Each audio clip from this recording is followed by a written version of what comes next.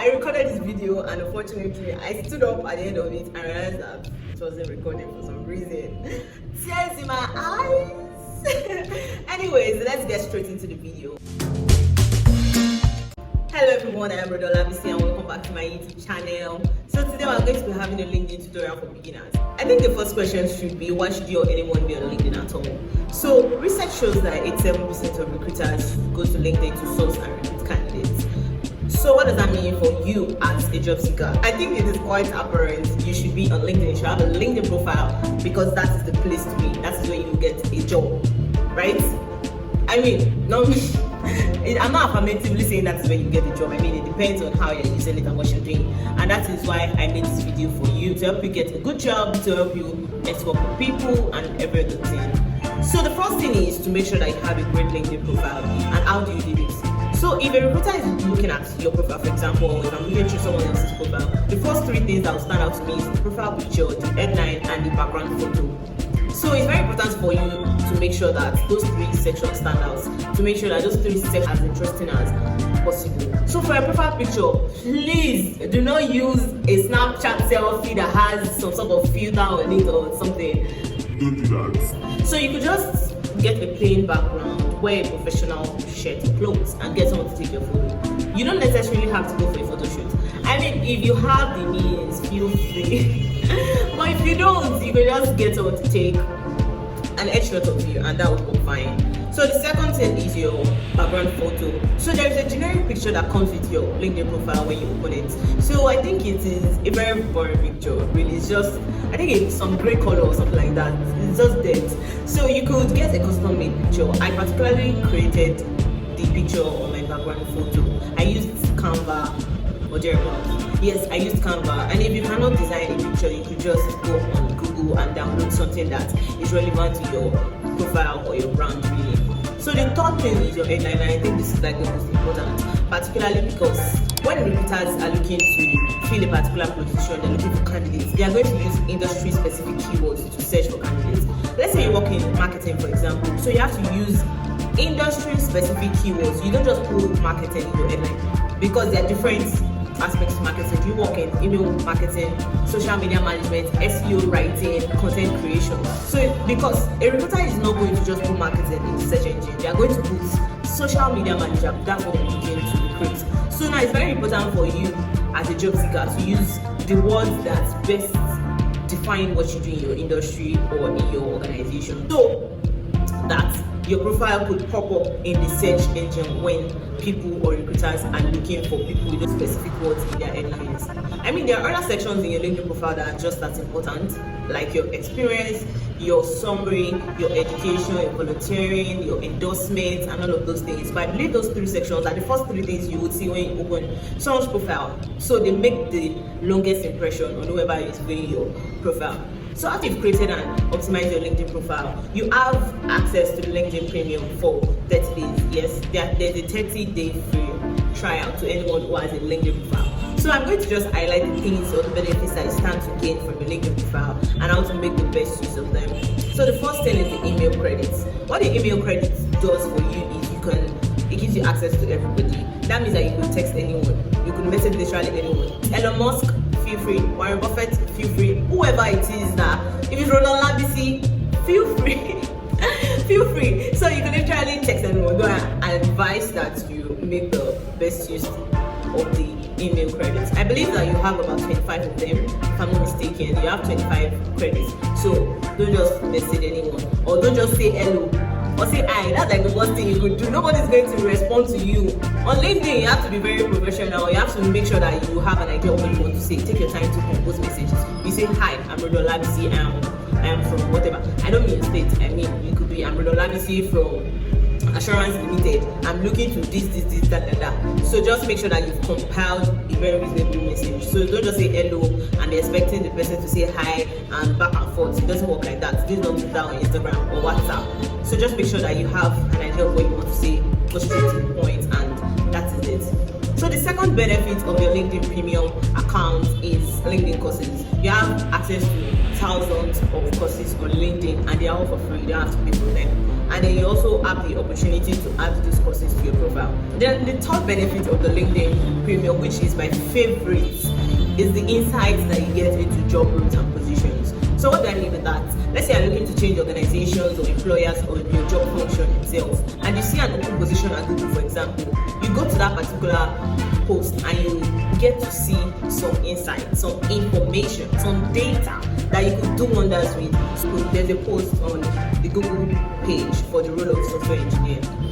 So if I want to apply for that position and I have a LinkedIn Premium account, I get to see things like the number of people who have applied.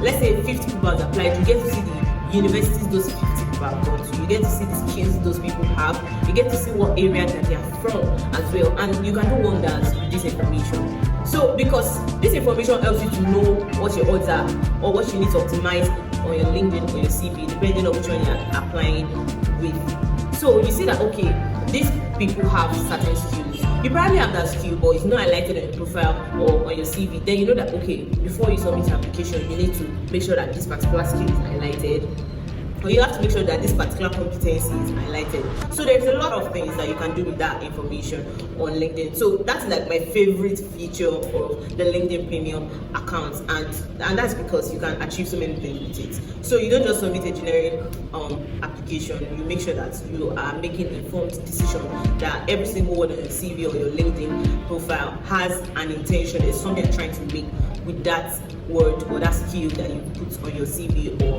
your LinkedIn profile. Another thing that you have access to with a LinkedIn Premium account is you get to see people who has viewed your profile. So if you have a normal LinkedIn account, you don't necessarily have access to that, particularly if you blocked that feature in your settings, right? You block that feature because you don't want other people to see that you're viewing their profile as well. I feel like almost everybody has blocked people from seeing that they are seeing their or checking their profile.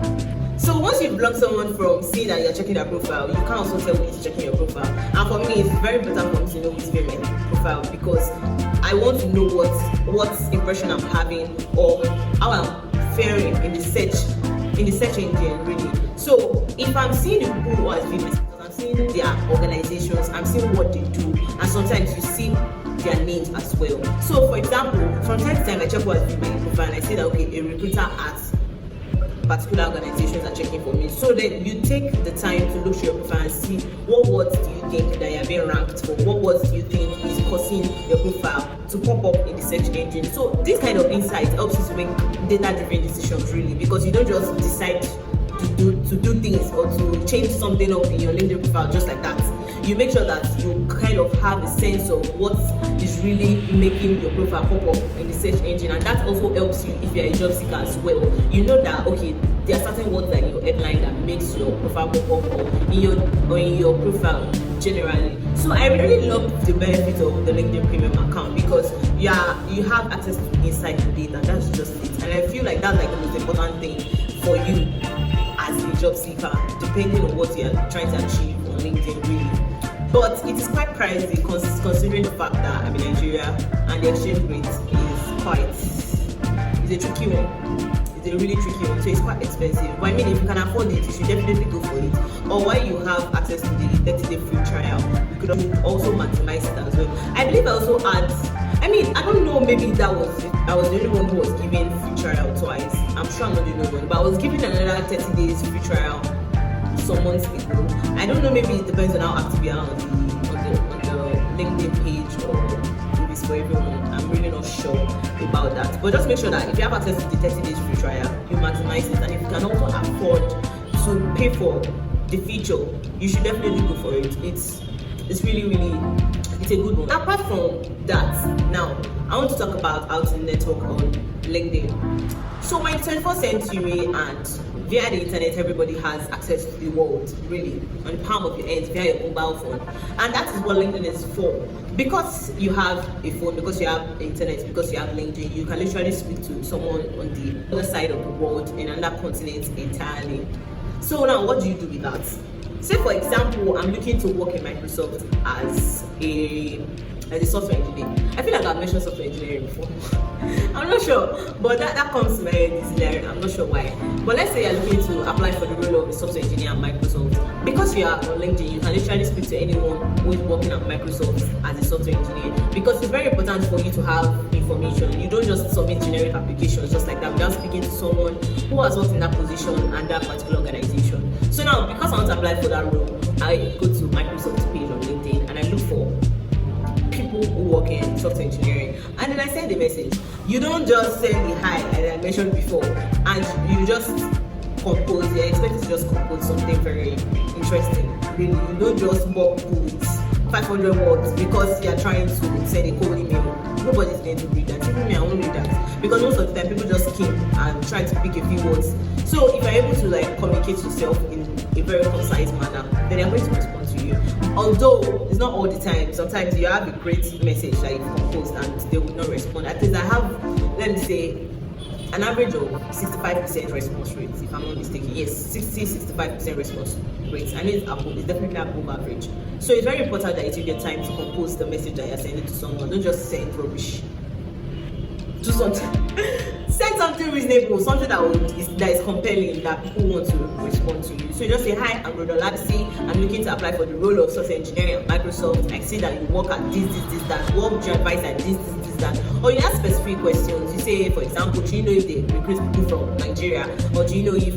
Just make sure it's something very reasonable. Don't just start asking obvious questions, something that you could have checked or seen if you googled it. So make sure that you're asking questions that only those people can answer. Those are the things that they are going to respond to. Just use your sense, okay?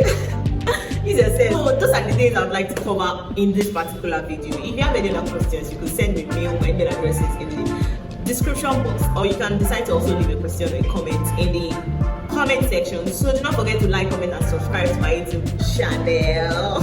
And I'll see you in the next video.